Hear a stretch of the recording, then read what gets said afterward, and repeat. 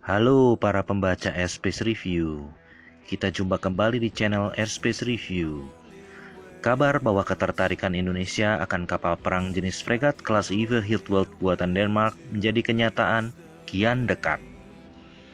Apalagi terbetik berita bahwa proses kontraktual yang melibatkan PT PAL Surabaya tengah berlangsung.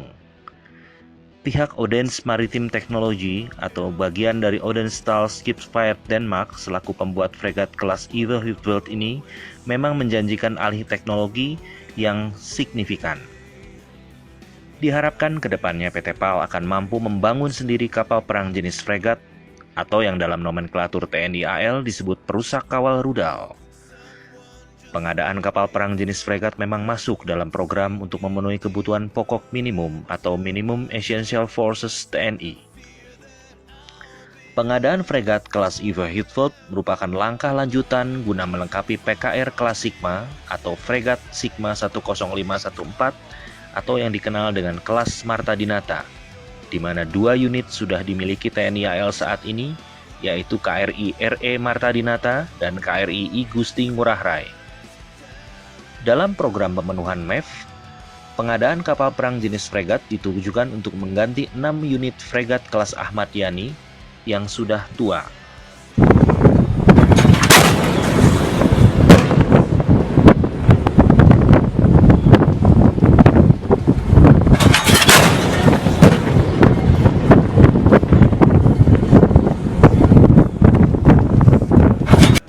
Fregat yang aslinya dari kelas Van Speyk yang pernah dioperasikan AL Belanda ini sebelum dijual ke Indonesia adalah buatan tahun 1963.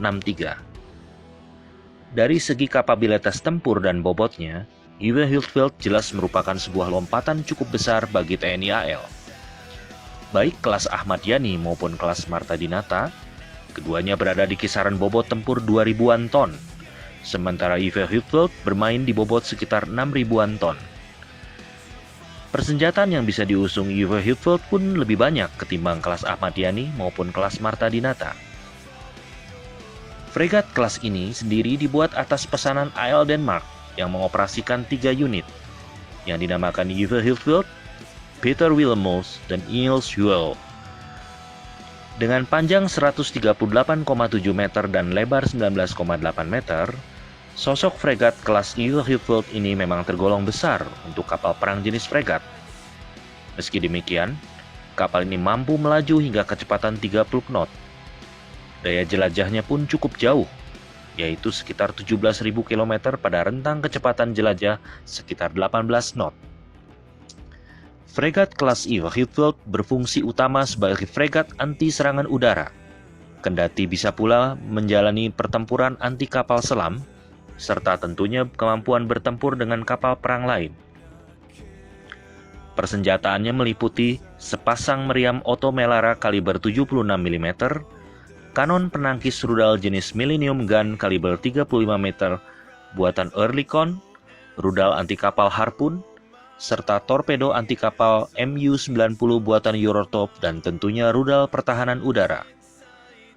Untuk rudal pertahanan udara ini, Iver Hiltwold bisa dipersenjatai rudal pertahanan udara dari jenis SM-2MR standar atau RIM 66 standar maupun RIM 162 Evolved Sparrow Missile atau ESSM, keduanya buatan Amerika.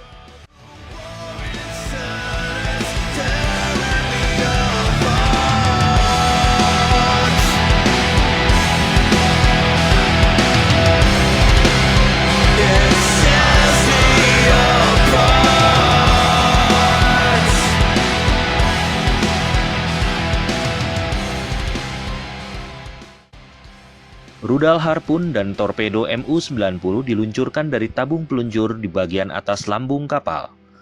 Sementara ISSM dan Standard diluncurkan dari 32 unit sel peluncur vertikal tipe MK41 VLS yang tertanam di dalam lambung kapal. Dengan bobot tempur sekitar 6.600 ton, Iver Hiltwold diklasifikasikan sebagai fregat kelas berat atau heavy frigate. Klasifikasinya jelas berada di atas kelas Marta Dinata yang bobot tempurnya berkisar 2.300 ton. Beberapa literatur bahkan memasukkan Ever Hilfeld sebagai kapal fregat dengan kemampuan yang masuk kategori kapal perusak atau destroyer kelas ringan. Sensor-sensor yang jadi andalan fregat ini antara lain radar deteksi jarak jauh SMART-L, serta radar penjejak dan pemandu rudal APAR, masing-masing berjangkauan 400 km dan 150 km.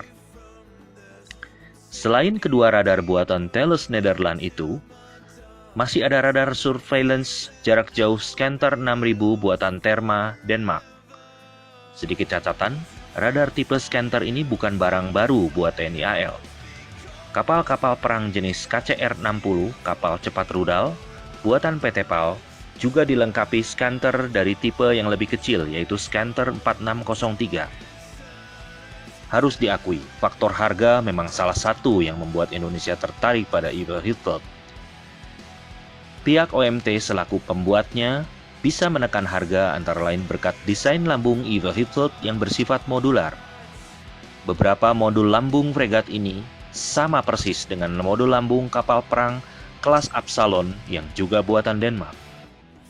Sedikit catatan lain, kabarnya kontrak pengadaan fregat ini mengambil pola yang mirip dengan kontrak pengadaan fregat kelas Sigma 10514, terutama di bagian persenjataan, yaitu klausul FFBNW, fitted for but not with.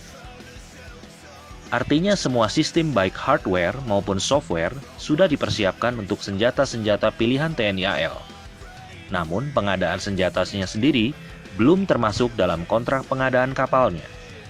Dengan kata lain, semua persenjataannya harus dibeli sendiri.